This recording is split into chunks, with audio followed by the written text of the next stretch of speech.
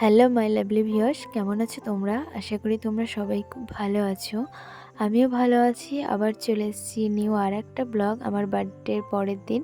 তবে এই বার্থডের এই আ ভিডিওগুলো আমার কাছে ছিল না। এগুলো ছিল পল্লবীর কাছে। তো পরের দিনের ব্লগের সাথে এগুলো অ্যাড করে দিয়েছি। তো এই ব্লগে তোমাদের বলবো যে আমার বার্থডেতে কী কী গিফট পেয়েছি আর কিছু আমার মনের কথা।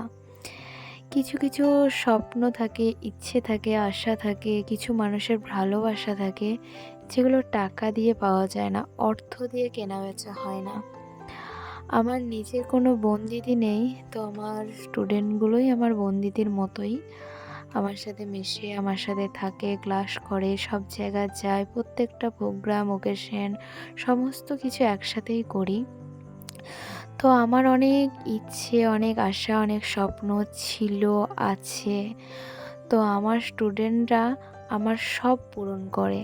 অনেক কিছু পূরণ করেছে, অনেক কিছু পূরণ করছে এবং ওরা চেষ্টা করে পূরণ করার এবং অনেক কিছু পূরণ করেওছে, করছেও। তো পরের দিন আমার এই যে দেখছো, এটা হলো আমার জামাইবাবু, আমার মামার মেয়ের বর।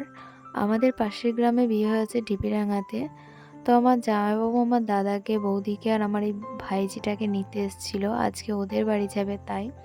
আর আমি তখনই আমার পার্লারে যাওয়ার জন্য বেরিয়েছিলাম রেডি হয়ে। আমার চুল শুকোয়নি।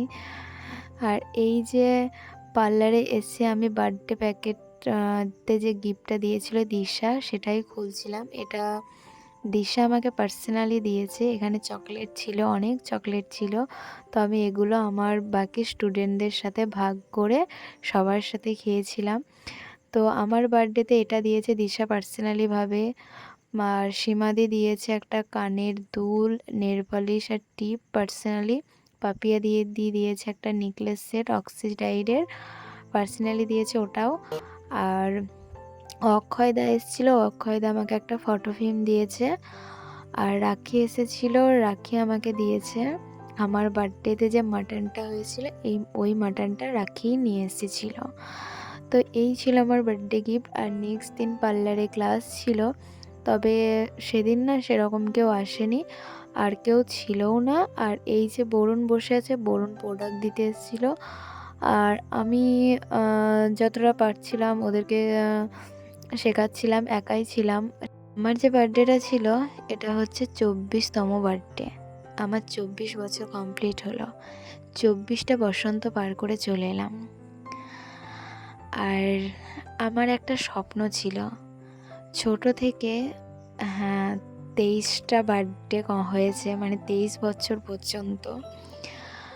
একদম কেক থেকে আরম্ভ করে তোমার ডেকোরেশন, আমার ড্রেস, আমার খাওয়ার আইটেম সমস্তটা বাড়ি থেকে করা হয়।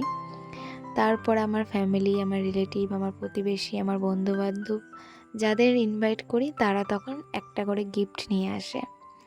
কিন্তু আমি মনে মনে ভাবতাম যে এটা না হয়ে আমার বার্থডের যে কেকটা কাটবো, যে ড্রেসটা পরবো, সেটাই আমাকে গিফট করবে। তারপর খাওয়া দাওয়ার আইটেম যেটা থাকবে সেটা ফ্যামিলি থেকে করবে। কিন্তু ছোট থেকে 23 বছর পর্যন্ত আমার এই স্বপ্নটা, এই ইচ্ছেটা আমার পূরণ হয়নি।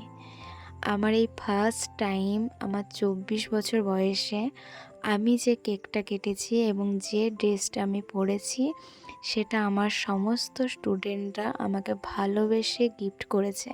আর সেই ভালোবাসার জিনিসটাই, ড্রেসটাই আমি পরেছি, আর সেই ভালোবাসে দেওয়া কেকটা আমি কেটেছি। তারপর আমি ওদেরকে যেরকম নর্মালি খাওয়ার আইটেম করা হয় সেরকমই করেছি। আমার একটা স্বপ্ন পূরণ হয়েছে। এর আগেও এরকম হয়েছিল শিক্ষক দিবসে, তবে সেটা ছিল শিক্ষক দিবস উপলক্ষে, বার্থডে উপলক্ষে নয়। কিন্তু আমি শিক্ষক দিবসের জন্য ভাবলেও এত কিছু ভাবতাম না যতটা আমার স্টুডেন্টরা করেছে, কিন্তু বার্থডেটার জন্য ভাবতাম। তো সেই স্বপ্নটা আমার পূরণ করেছে আমার স্টুডেন্টরা। থ্যাঙ্কস আমার অল স্টুডেন্টদের। তোমরা আমাকে এত ভালোবেসেছো, এত ভালোবাসা দিয়েছো, আর আমার বার্থডেটা এত সুন্দরভাবে কাটিয়েছো। থ্যাঙ্কস।